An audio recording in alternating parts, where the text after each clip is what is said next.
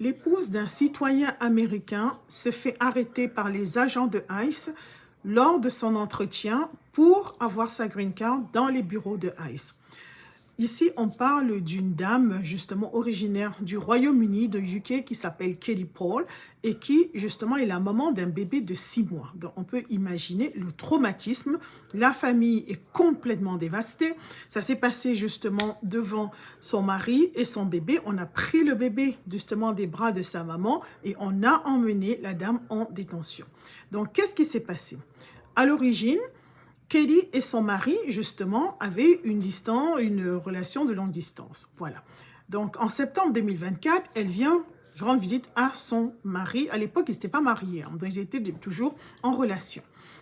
Il se trouve qu'elle venait, bon, c'était une visite comme ça, temporaire, elle avait l'intention de rentrer au Royaume-Uni. Maintenant, au moment où, voilà, il découvre justement qu'elle est enceinte.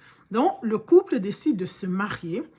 Et sur les conseils de leur avocat, on lui fait comprendre que malgré le fait qu'elle va rester aux États-Unis, parce que la raison pour laquelle elle ne pouvait plus voyager, c'est que sa grossesse était à haut risque.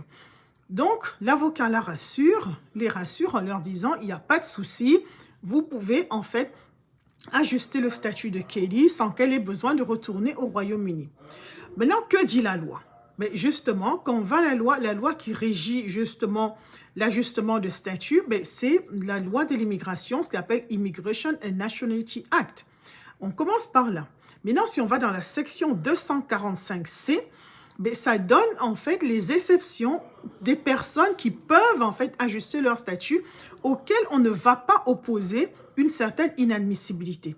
Parce qu'il faut comprendre qu'entre-temps, donc, quand Katie, elle dépose sa demande, maintenant, son statut de visiteur, maintenant, a expiré.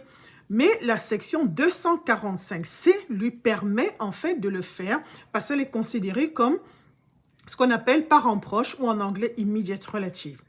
Donc, c'est exactement ce qui s'est passé. Tout allait bien. Elle a eu son bébé. Donc, ils vont maintenant à USCIS. Et au moment où justement, on devait lui accorder sa résidence permanente. Elle était là, elle avait son entretien, tout se passait bien. Il se trouve que ICE, les agents de ICE étaient là, ont procédé à l'arrestation de plusieurs personnes, dont Katie. Donc, son mari était complètement renversé, la pauvre également, le bébé qui pleure, c'est l'horreur totale. Les agents qui disent honnêtement, nous, on n'avait même pas envie de le faire, mais nous avons reçu des ordres bien précis.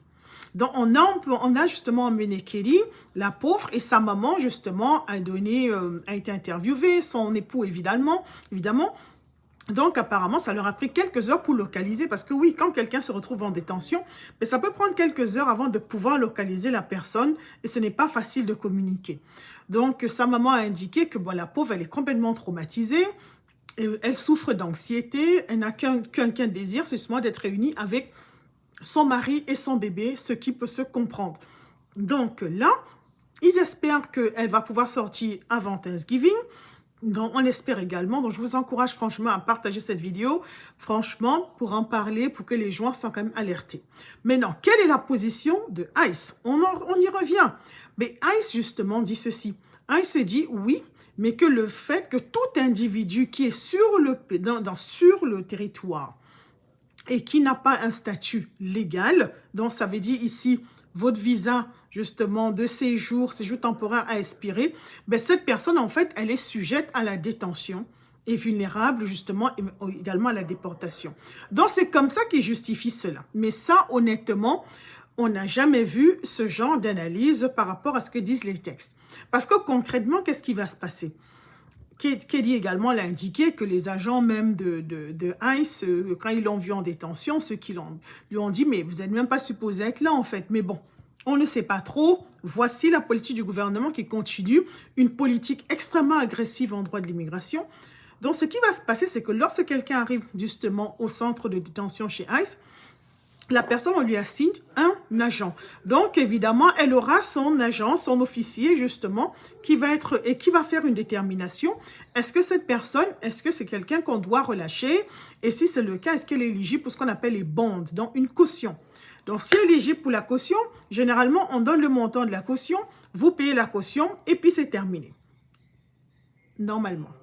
Il se trouve que Si par contre l'agent trouve que non, il ne peut pas accorder, il ou elle ne peut pas vous donner une caution, maintenant, vous pouvez demander à un juge de prendre une décision, donc de revoir un peu la chose. Donc ça, c'est aussi notre option. Ou par contre, si vous trouvez que, évidemment, le montant de la caution est trop élevé, vous pouvez également dire: j'ai besoin qu'un juge également fasse ce qu'on appelle a redetermination.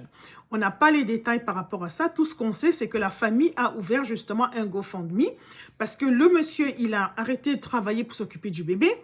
Parce que, bon, le pauvre, il dit que s'il ne le fait pas, c'est vrai que la famille pourrait l'aider, mais il a l'impression que il va craquer. Donc, au moins de s'occuper de l'enfant, ça le maintient émotionnellement en attendant que sa femme ne revienne. Bon.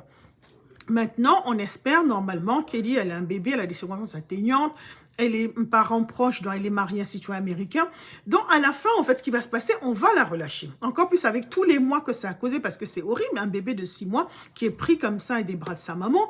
Donc, ça, c'est vraiment traumatisant. Donc, c'est sûr qu'on va la relâcher.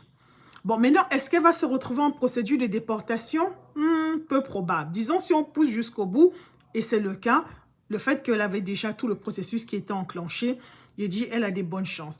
Mais c'est encore, voici encore la preuve justement du durcissement de la politique d'immigration du gouvernement qui va vous faire passer par ça.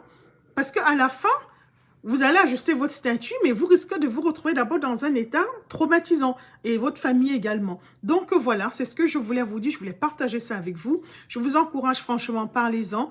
Et j'espère que Keddy et sa famille, qu'on va pouvoir les libérer, qu'on va pouvoir la libérer à temps pour Thanksgiving. Mais voilà, donc merci à vous. N'oubliez pas justement de partager et puis évidemment de liker la vidéo, hein, évidemment, comme ça que le maximum de personnes puissent être au courant. Donc également, vous allez voir, vous pouvez nous joindre si vous voulez avoir des vidéos comme ça. Vous joignez notre page, vous joignez également notre communauté. Les liens s'affichent, donc vous pouvez le faire et vous allez avoir des informations telles que celle-ci.